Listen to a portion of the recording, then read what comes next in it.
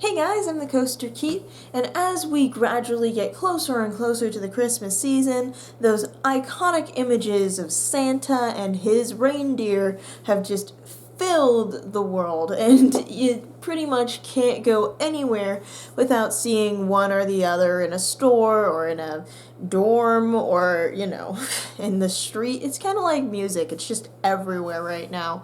And man, so is that Christmas music, just perpetually going and bringing that holiday cheer everywhere. But I'm not here to talk about the music. I am here to talk about the decorations and the symbols, and more specifically one of the very specific symbols that kind of has come along with the Christmas season, that being the reindeer.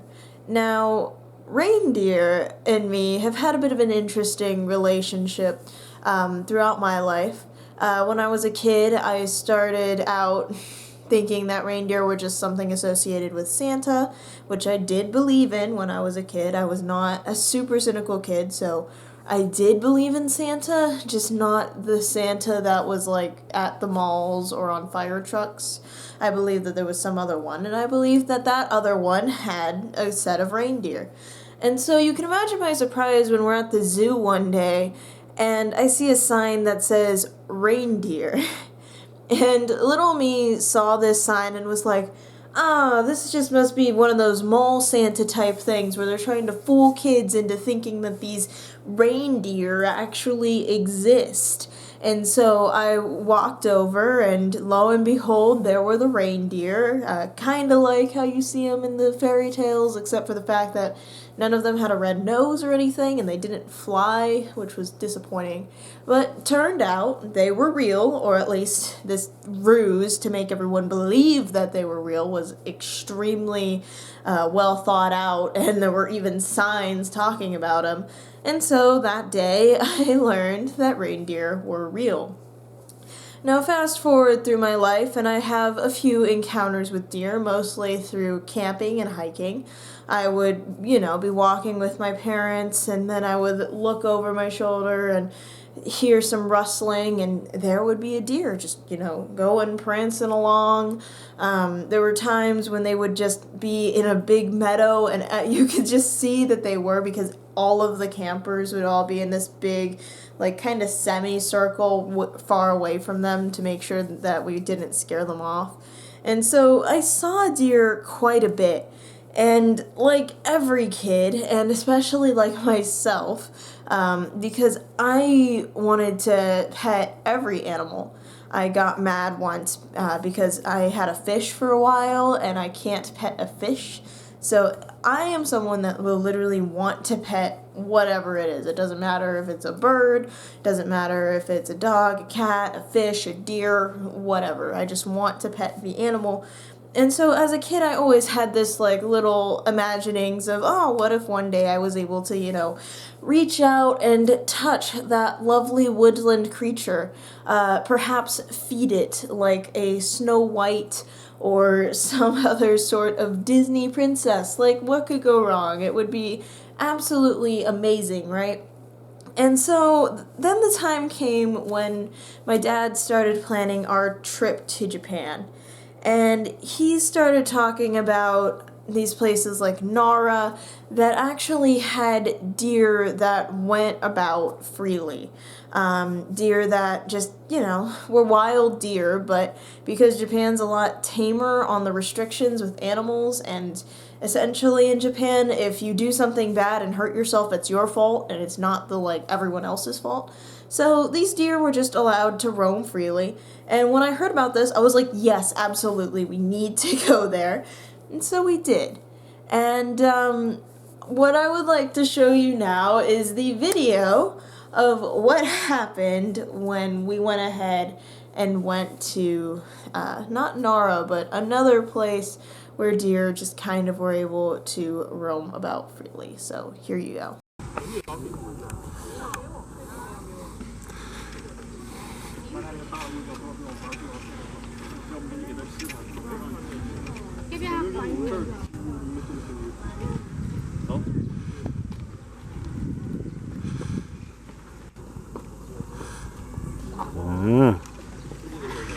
You better start feeding. Don't come towards me. No, don't run away. Feed. Feed the deer. You're a violent deer.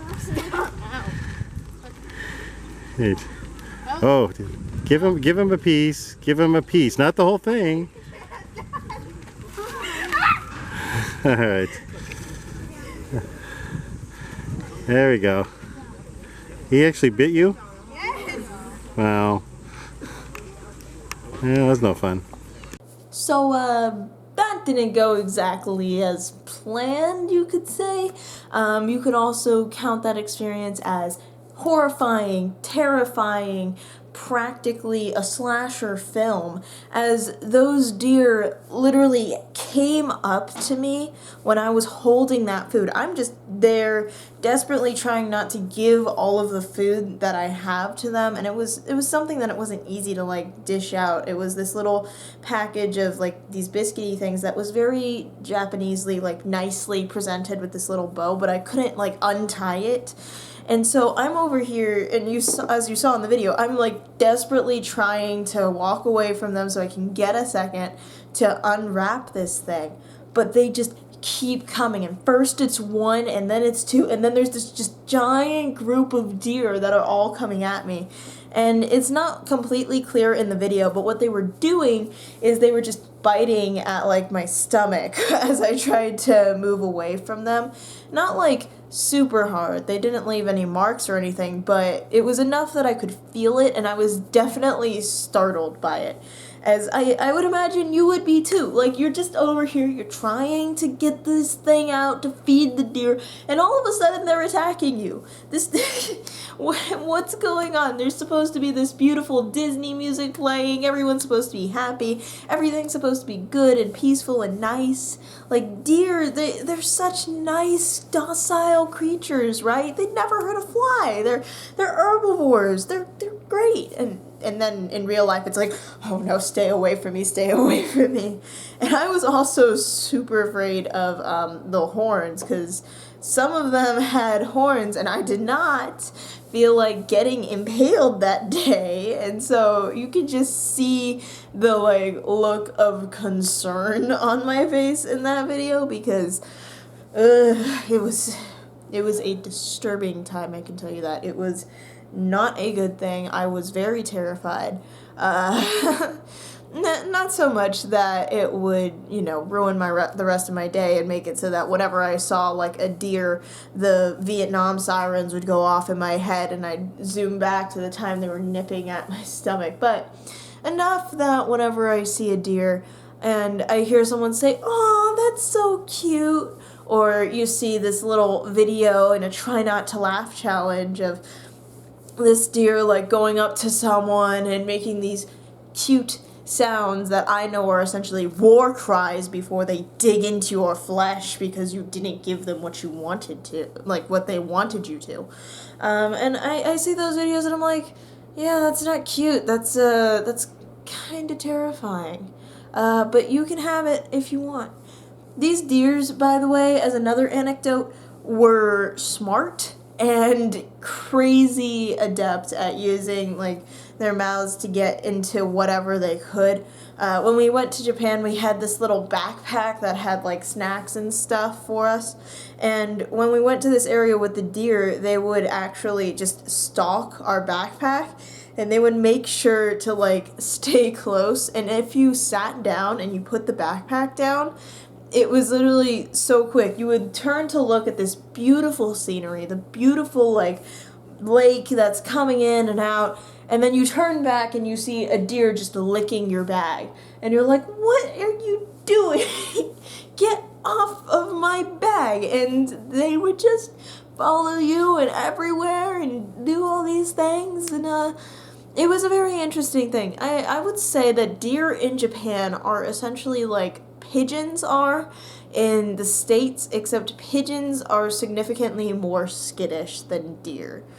Deer are not skittish. At least these deer that have been fed by a lot of people are definitely not skittish. Maybe the more wild ones, the ones I know in America from hiking and stuff, those ones are skittish because they're not fed. But man, feeding these guys just turned them into these like horrific, monstrous things that would just come at you and sit in front of like businesses, blocking anyone from getting in or out, and just proliferate in the streets. And there were just so many deer. You couldn't walk anywhere in this town without just seeing deer. They were everywhere, and they were slightly terrifying. And if you ever get the chance to go to Japan or somewhere like that where there's just, animals roaming about and they're being fed and they're being allowed to roam about, my advice to you is, number one, don't feed them. Even if you can just like buy the food that's good for them, whatever, just don't feed them. You can get away, you can live your life without that experience, and you will probably be fine. And number two, make sure you keep your bag within sight, and make sure you're very aware of where everything is, because if you are not, chances are these animals are going to just essentially walk up, steal it, and then just have a lovely little picnic with whatever snacks you decided to bring on the trip. So anyways, that's the reason why I am...